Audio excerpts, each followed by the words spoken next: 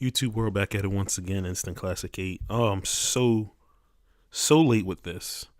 I've actually been planning to make this video for like a week and a half now, but things will come up. But I definitely want to make sure to put this out now because it's tomorrow. Um, really quickly, AEW. All Elite Wrestling is a thing. Um, I want to wait till there's more details on what's happening. Talent, television situation, people involved. Like, they're supposed to have like some type of rally or something tomorrow. Not tomorrow, excuse me. On the 8th, that's Tuesday. Same place as SmackDown, which is pretty funny. I don't know, but it's exciting. It's really exciting. I mean, we've kind of known about this for a while. I was the night that this kind of broke, even though someone had posted online probably a couple weeks beforehand, but the night it really broke, I was actually up on Twitter and, just started seeing everything unfold. So we kind of knew a long time ago what this was, but at least it's cool to get some type of like confirmation from them for sure. So I'll be sure to discuss more once we get more information, but I am here to talk about what should be an incredible show. Wrestle Kingdom 13 is January 4th, is tomorrow. This will be my wait. This will be my 7th. Yeah, I'm doing the math right. 7th Wrestle Kingdom watching live. I watched the very first one on Ustream when it was like $40 to order it. I watched the second one on Ustream as well. The third one was with the network or the New Japan World. And I've kind of noticed like all the odd number ones are like I've enjoyed all of them, but the odd number ones are like the more standout shows. I don't know. So I'm very hopeful for this show being an odd numbered Wrestle Kingdom. But honestly, if you look at the card, I mean, this thing is, I mean, for me, at least as long as I've been watching New Japan, this is, I guess, one of the more stacked the most stacked card I've seen. It looks incredible, and I'm very excited for it. I don't normally watch the pre-show. I normally use that extra hour to get a little bit more sleep before watching, getting up and watching this because it starts at 3 a.m. and it's normally like 4 or 5 hours long. So normally like around 8 is when the show is over. So to have that extra hour sleep would definitely be good. So I normally skip it. The New Japan Rumble, I always hear it's a great, a great time, and I've watched a couple of them. But again, I normally use that hours to sleep. This year they have a gauntlet match. They normally have a gauntlet match on here, but this is for the number one contendership for the never open weight 6-man titles.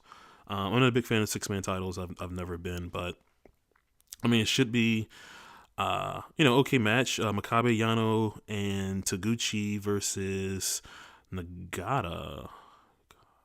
Oh yeah, he replaced Elgin.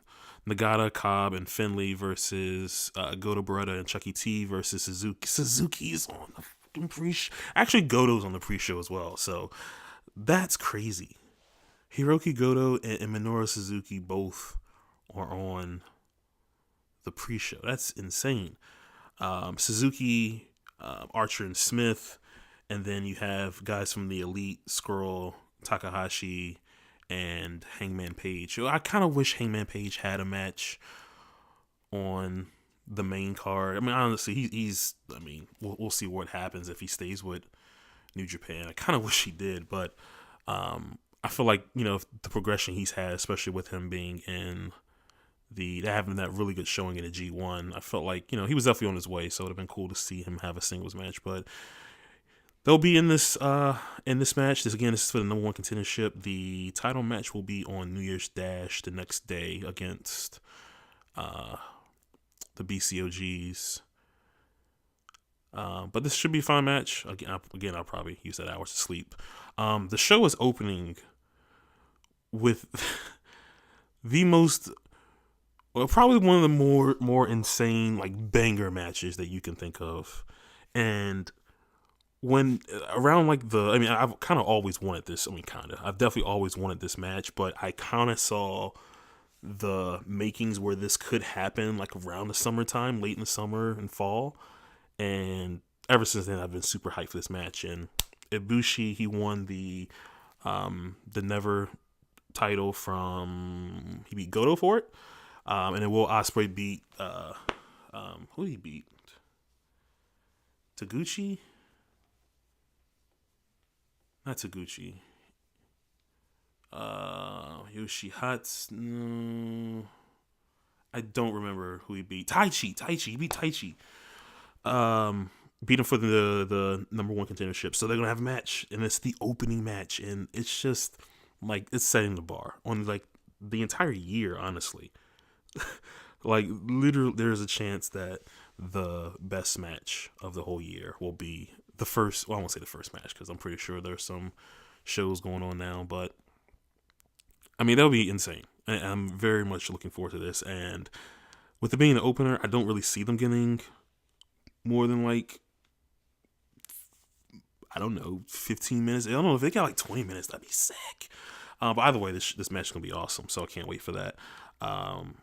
You have for the junior tag titles, Bushi and Shingo. Shingo showed up. That's awesome. I'm with that. And Lij. I don't know if he's there to replace Takahashi, which I wish Takahashi was still around. I don't know if he's there to actually replace him or if they had this in the making beforehand, but it's cool that he's come in and kind of fit into that role. But we definitely miss Takahashi for sure. So you have Bushi and Shingo showing Roppongi 3K, who's been my favorite junior tag team of at least of 2018 for sure. I just enjoyed a lot of their work. And you have Kanemaru and Desperado. They actually had this match. They had this match for the junior tag league final, I believe. And it was awesome, and it was a great match, and I think Roppongi 3K won that match. I could be wrong, but either way, the match was awesome, and this shouldn't be anything less. So very much looking forward to this. You have the Rev Pro British Heavyweight Championship. Tomohiro Ishii versus Zack Sabre Jr. They've had a couple matches this past year. They had one during WrestleMania weekend that I saw. They had one at War of the Worlds or Strong Style Evolved. One of those shows they had one at, and then they had the G1 match, and they kind of like traded wins. There's one I'm missing. I can't think of it off the top of my head right now, but Ishii had an awesome year. In my top matches of the year of 2018, number one was Ibushi and Tanahashi. Number two was Andrade Cien Almas, Johnny Gargano. Number three was Kenny Omega and Tomohiro Ishii. He had just one of the greatest matches I've ever seen, and he had a really good showing, and he's the current champion. You have Zack Sabre Jr., who had a terrific 2018, winning the New Japan Cup, and tapped out. Who did he tap out? Naito and Tanahashi and Sonata. Who else did he tap out? I'm missing someone, but he ran through that thing. And just had an awesome showing that in the whole year, and G1 as well. So, I mean, they're gonna have a great match, and especially on this stage like this. Like I said, the matches they had before have been really good. Man, I just don't think this is gonna be anything less. Especially on this stage, it's gonna be really good. Probably the least interested I'm in a match, I would say, other than the pre-show. You have the BCOGs, Tama Tonga Tangaloa, their champions, defending against Sonata and Evil, and then Matt and Nick Jackson, Young Bucks. I just kind of wish Tonga would go solo. I want to see him as a singles. I like Gorilla's Destiny, but again, I would just prefer him as a singles just to see what he can do. And we've seen him in singles matches before, but I just want to see him just go, go all in on that. Sonata and Evil, they were, as far as like the heavyweight tag teams, they were probably my favorite. Had some awesome matches.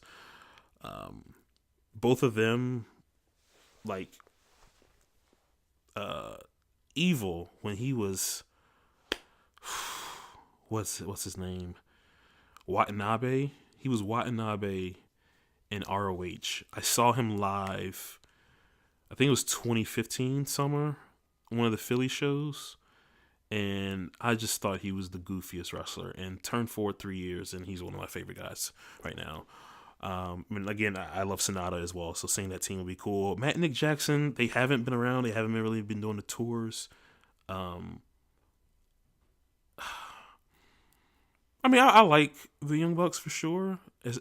New Japan, I mean, all like ROH, they're awesome, and but New Japan, they're okay. I mean, they had some good matches for sure, especially last year with Show and Yo, but in the heavyweight division, just hasn't been that interested. They came in and won the championship, and then they dropped them to Guerrillas of Destiny, and just I don't think they've been around much since then. But it should still be a really good match with all those guys in there.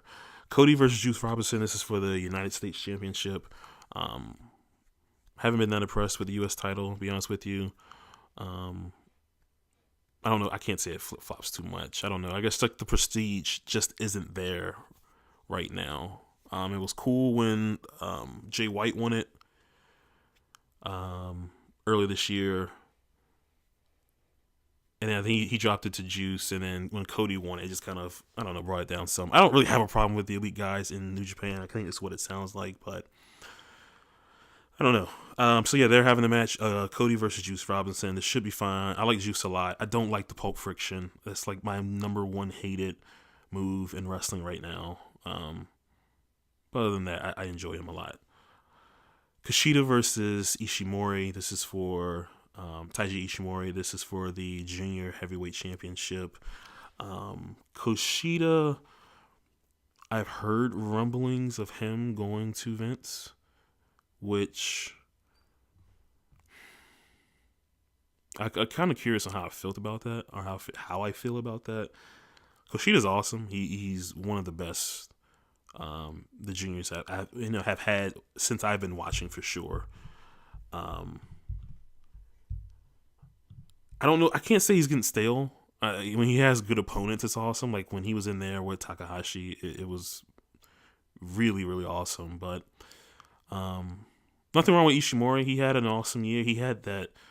God, this was probably number 6 on my number 4. Going through the matches again.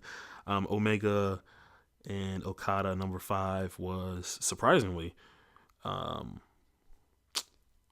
what's his name? Tommaso Ciampa and Velveteen Dream. Love that match. Number 6, it's probably Taiji Ishimori versus Hiromu Takahashi. That match at the Battle of the Super Juniors, Best of Super Juniors. It was just incredible match. On a stage like this, I don't see them having anything short of a great match. And I'm very much looking forward to it. I'm very curious to see what Kushida does. If he goes to WWE, I mean, that'd be cool. Nothing wrong with that. Kazuchika Okada versus Jay White. This is just kind of like a grudge match. Obviously, Jay White, who is like one of my new favorite wrestlers. I love Jay White. It's pretty much infiltrated in inside of Chaos and destroyed it within. He at the beginning of the year he fought Tanahashi at Wrestle Kingdom. It wasn't that great of a match. I mean, actually, it was good. It didn't stand out amongst all those other bangers that we had that night. So he has that match. He loses. The next night, Kenny Omega wants him to join Bullet Club. He puts on the shirt. He turns, does the Blade Runner, and kind of on his own. And then it comes out in this press conference. He's sitting there with Okada joining Chaos, but you can kind of tell that he just didn't really want to be there, I guess you can say. And just over, of course, the year, he would do stuff that the rest of the guys in Chaos wouldn't be cool with, attacking certain wrestlers, getting himself DQ'd. They just, weren't into that. And, I won't say he sabotaged a couple matches in the G1, but he had a really good showing, like a great showing. And he beat Okada. He beat Okada in that tournament. And again, he kind of infiltrated himself through chaos. And, down the road, turns out that the guy that Okada, he kind of split with after he lost the Dominion match against Kenny Omega, he split away from Geto. And it turns out Geto, who's been in chaos, of course, this whole time, turns his back on his longtime guy, turns his back on Okada, hits him with the chair, and he joins up with Jay White, and both of those guys go into the Bullet Club. Like, what the And now he's like the leader of Bullet Club, and it's, I don't know, I've been so entertained by the storyline, and just a part of me would love, it would be jumping the shark. It would absolutely be jumping the shark with this. And this, the group may have already done this. I don't agree, but this may be jumping the shark. Something like, I know he's not gonna do it, Nakamura coming back to restore order in chaos, and somehow turning on chaos and joining up. That would be so sick. But yeah, I've enjoyed this chaos storyline. This match, I'm very much, if you can hear the giddiness in my voice, this is one of the matches I'm very much looking forward to, so I can't wait for this. IWGP Intercontinental Championship, Chris Jericho versus Tetsuya Naito. This will be a good match, because they had a great match at Dominion. Chris Jericho's IC champion has been pretty lame.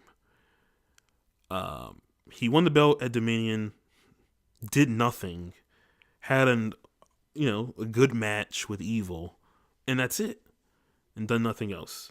Naito, you already know Naito doesn't like this championship. He doesn't care about it. Especially when, what was that, Wrestle Kingdom 8, he had a world title match against Okada, and that match got voted out of the main event for the IC title match. So, and just how he treated that belt when he had it before, like everything he did to that belt, throwing it all over the place, smacking it down, smashing it on the chair, on the steps. He doesn't care about the belt. So you have a guy who doesn't defend the title versus a guy who doesn't care about it. It's just not the most interesting storyline they've had going into this. But again, they had a great match at Dominion. Jericho destroyed Naito, so there's still bad blood there. And this will be an awesome match. I would assume Naito would beat Jericho here, but who knows? We'll see. Main event, Kenny Omega versus Hiroshi Tanahashi. Kenny Omega, he won the championship from Okada, and that was at Dominion. Awesome, one of the greatest matches of all time. And since then, he's defended a couple times. I know he had a match against Ishii. It wasn't as good as the G1, but still a good match. He defended it against Cody at whatever, one of the Long Beach or whatever shows, one of those New Japan US shows. And that was a really good match. That was an awesome match, actually. And he defended it in the dumb triple threat match. I knew it was going to be bad. No gimmick matches in New Japan, please. Like, even like the 2 out of 3 falls that he had with Okada, it was kind of gimmicky. I just didn't want to see that. I just want to see one fall, but it was still amazing match. They've had one ladder match. It was great. Kenny Omega was in that. It was supposed to be against Tanahashi, which, damn, I don't know, wishful thinking down the road or something like that. But great ladder match. But like I said, I just, the gimmicky stuff is just not for me. I just didn't really care that much for that triple threat match. And that's all I can remember. I don't recall him defending it against anyone else. So for me, this championship reign, after coming off the heels of the greatest championship reign I've ever seen, Kazuchika Okada, it's just been definitely lackluster.